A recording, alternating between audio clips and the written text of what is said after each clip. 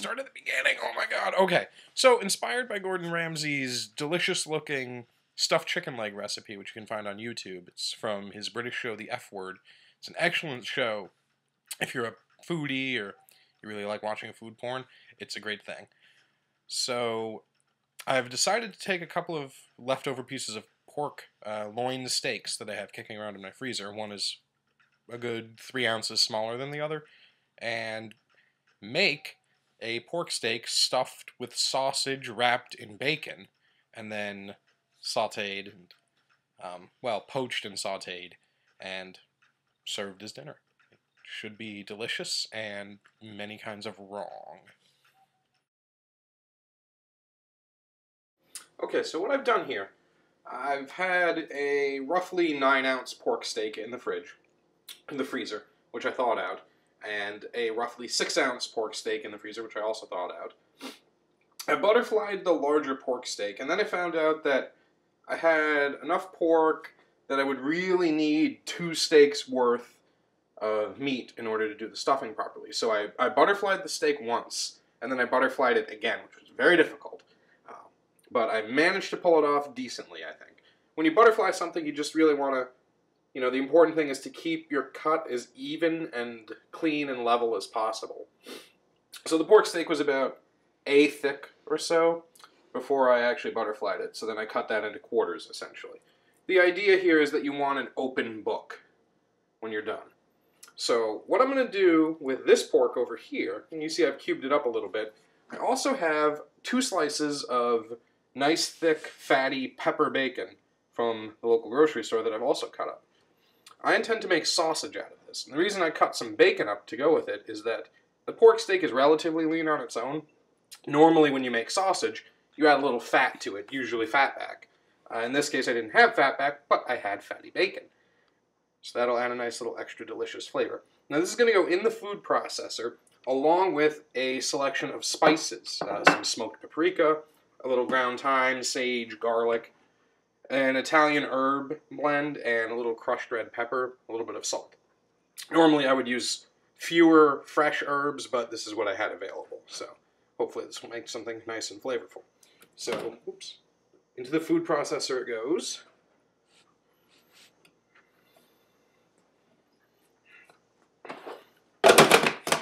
On goes the lid.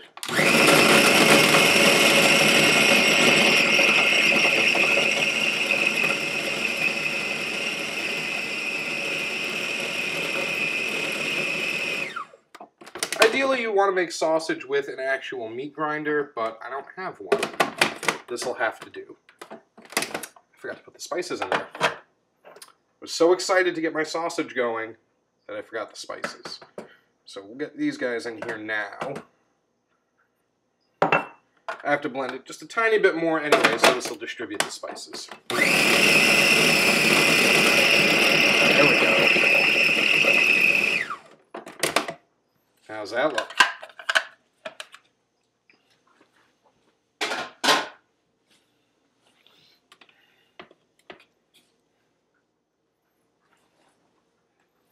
Yep, that's about the consistency of sausage that I wanted. Some nice chunks of pepper bacon in there, big old chunks of pepper as well.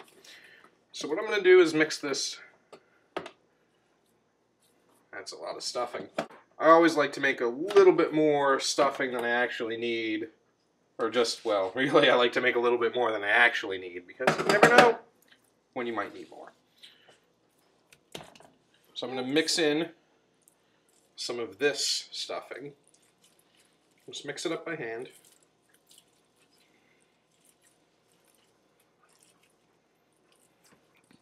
Until it's thoroughly combined. Let's see what I can do.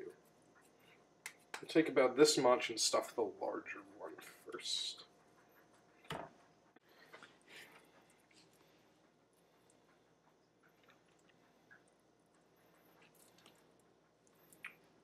That actually worked. Impressive.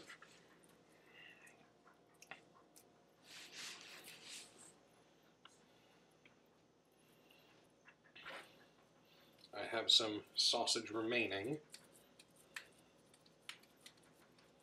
I don't know what we're going to do with that. But we'll find out later.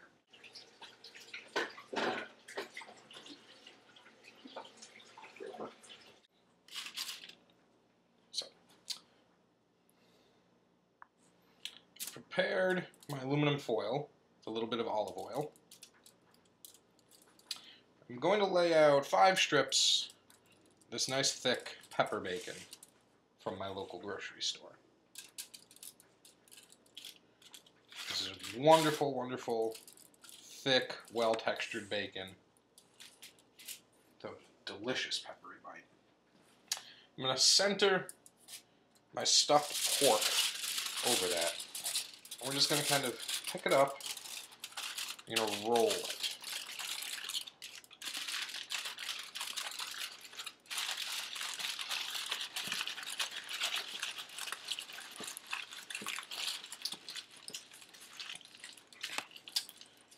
Wrap up the ends nice and tight.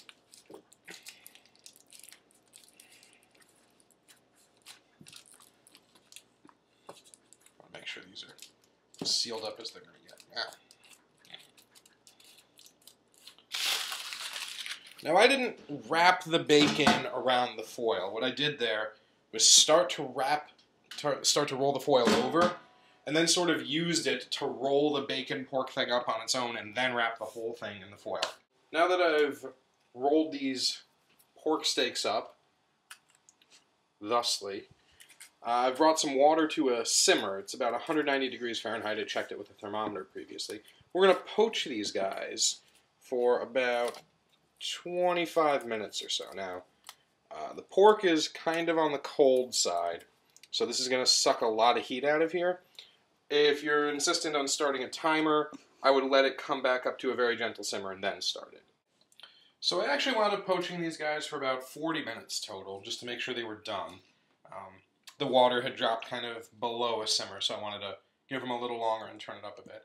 I checked these with a meat thermometer. They registered 145 degrees Fahrenheit in the center. Now that is medium rare, and that is 15 degrees short of the USDA safe cooking standards for pork products. I'm going to proceed with this anyway, and if I decide they're too undercooked, I'm just going to stick them in the oven to finish them off.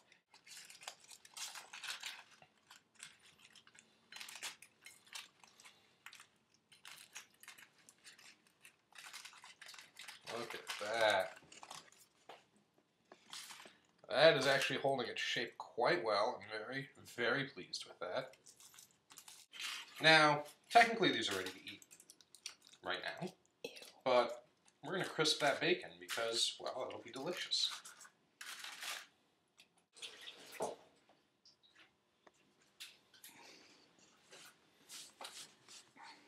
See if the pan is hot enough. Do my highly scientific test. Nope. The pan should actually be pretty warm pretty soon. This copper core pan heats up quite quickly. There we go. A little bit of olive oil in that pan. I'm going to grab my first one. Tip this oil around.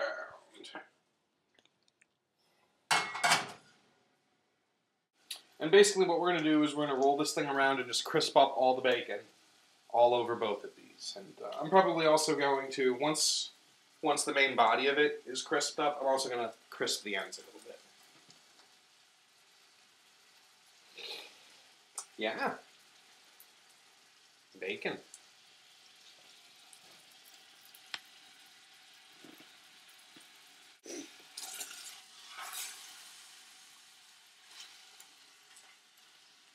This is a part you can cut.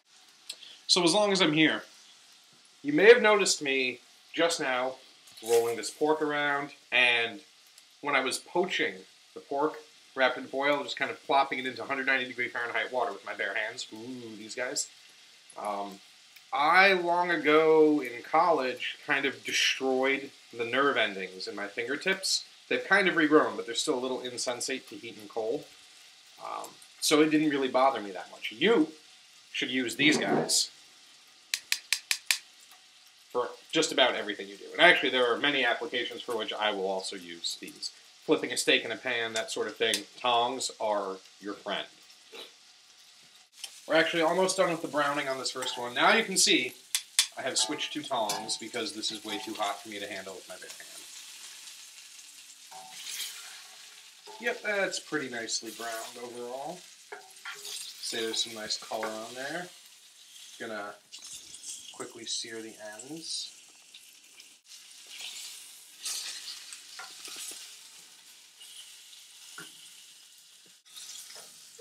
Ooh, do not unroll.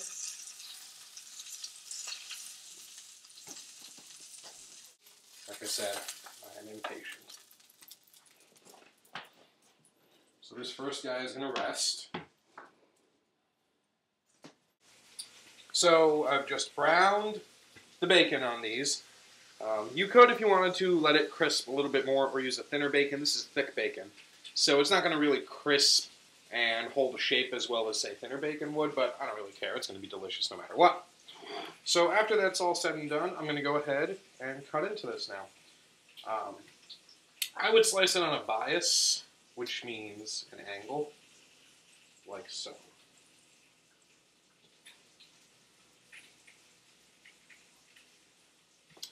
Let's get a nicer slice.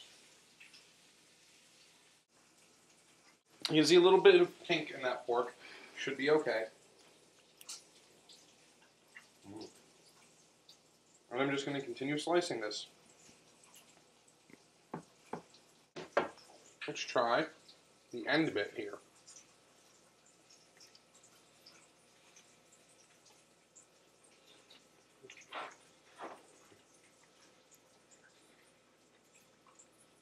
This is really good.